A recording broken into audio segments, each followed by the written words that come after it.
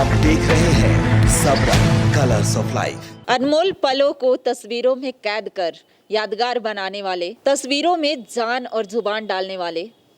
नमस्कार, मैं रुचि शर्मा, आप देख रहे हैं सबरंग समाचार।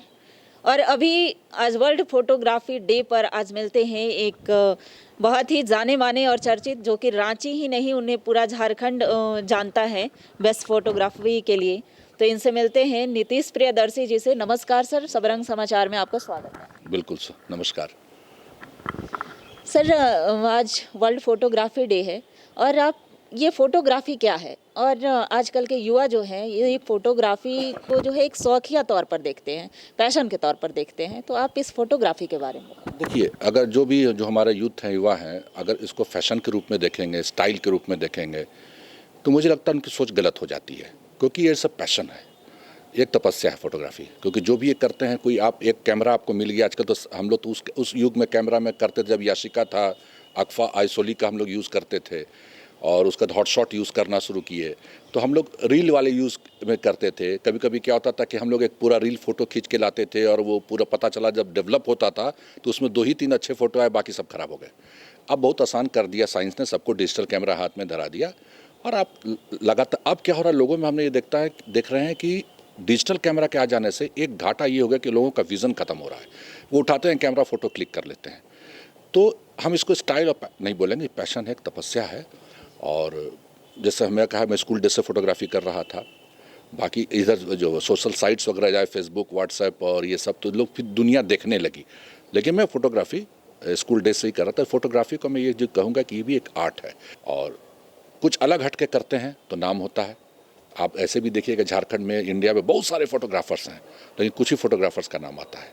तो कहीं ना कहीं उनके एक फ़ोटो में कुछ तो कमाल है, कुछ तो सरस्वती का आशीर्वाद है, चाहे ऊपर वाले का, प्रकृति का आशीर्वाद है कि उनका कुछ अलग हटके है। तो फोटो जब भी खींचिए, अलग हटके। एक फ़ोटो जो है लोगों को आकर्षित करती है, तो बेस्ट फ़ोटो के लिए क्या किन किन चीज़ों का ध्यान रखना होता है? देखिए, क्या होता है जब हम किसी फील्ड में जाते हैं फोटोग्राफी करने, तो एक चीज़ क्या होता है, जैसे आप गाड़ी से जा रहे हैं, अचानक कोई सीन अच्छी लगी, तो हम लोग क्या करते हैं, गाड़ी रोको, ये सीन ले लेते हैं। आपने ले लिया, ले लीजिए, कोई दिक्कत नहीं, उसका आराम से बैठ जाइए। अब उसमें एंगल खोजिए, कैसे हम ले सकते हैं फोटोग्राफी। तो ये कुछ सबसे बड़ी चीज़ क्या होता है कि हमको एंगल देखना पड़ता है। आप अपने कैमरे को पहले जान लीजिए कि कैमरा में क्या क्या आप में गुण है, क्या क्या वो कर सकता, क्या क्या डिमेरिट है। ये अगर आप जान लेते हैं कैमरा के बारे में, अपने कैमरा के बारे में, तब आप फील्ड में निकलिए। और हम तो कहते हैं कि जितना फ़ोटो हो सकता है आप लेते जाइए।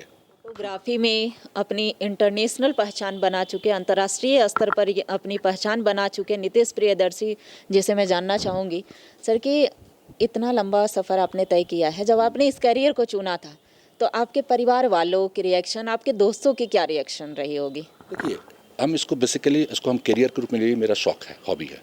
करियर तो है, मैं प्रोफेसर, और मैं जियोलॉजी का प्रोफेसर हूँ, इन्वायरमेंटलिस्ट हूँ, जियोलॉजिस्ट हूँ। मेरा प्रोफेशन वही है। तो फोटोग्राफी को हमने उधर ही डाइवर्ट किया। चट्टानों को लेना फ़ोटो, नेचर का लेना, पहाड़ों का लेना, पोल्यूशन का लेना, और इसमें मैं अकेला ही चला। मैंने इसमें ऐसा, ठीक है, घर परिवार का तो सपोर्ट रहता ही है, और बेसिकली ये सब हुनर हमने अपने फादर से लिया। सर, फोटोग्राफी को किस तरह से एक्सप्लोर करें जिससे कि इसमें कैरियर को लिया जा सके? देखिए, अभी भी करियर के हिसाब से क्या होता है कि पहले तो आपको ये सोचना होगा कि आपको इससे करियर मतलब सोर्स ऑफ इनकम, जो हम एक सब जिससे आप कमाई कर सके, आपकी एक आइडेंटिटी हो सके। तो मुझे लगता है कि करियर के चुनने के लिए आपको तो ये देखना होगा फैमिली सपोर्ट कितना है, फैमिली कितनी साउंड है। जैसे फोटोग्राफी में लोग जो शादी वगैरह का फ़ोटो खींचते हैं, आजकल इवेंट मैनेजमेंट का फ़ोटो खींचते हैं, वो अलग चीज़ हो गया, उसमें आपका आर्ट नहीं आता है, वो एक प्रोफेशन हो गया, एक आपने किया, अपने निकल गए।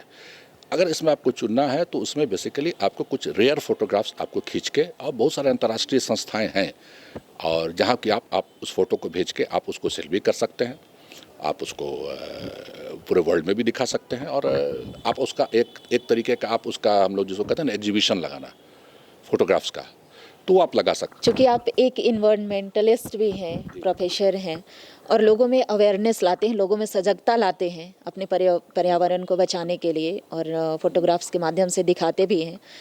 तो सर, तो बारिश एक प्राकृतिक क्रियाकलाप है, लेकिन विगत 1-2 वर्षों में देखी जा रही है कि ये बहुत ही भयावह रूप ले रही है। तो इस संदर्भ में आप क्या कहना चाहेंगे? देखिए, बारिश की जहाँ तक, जैसे इस साल आप देखिए कोरोना के इफेक्ट में बारिश हुई, लेकिन अभी भी आप देखिए, एक रिपोर्ट आया कम बारिश हुई, बहुत ज़्यादा भी हो रही है, एक्सट्रीम हो रहा है। तो हाँ, तो कहीं ना कहीं धरती गर्म हो रही है, क्लाइमेट चेंज हो रहा है। और इस नाते क्या हो रहा है कि जहाँ पहले अब जैसे आप देखे होंगे जयपुर में आधा घंटा ज़बरदस्त बारिश हुई, पूरा जयपुर शहर मट्टी में लबदे में दब गया और मट्टी में दब गया और गाड़ियाँ बहने लगीं और ये सब होने। तो जो रेगिस्तान है वहाँ इतनी बारिश, तो अब मड कहाँ से आया? तो वो सब इरोजन हो के आता है। हाँ, सॉइल इरोजन हो के सब मट्टी आता है, कहीं से कट कट का कुछ ऊंचाई वाले एरिया से भी कट के आता है।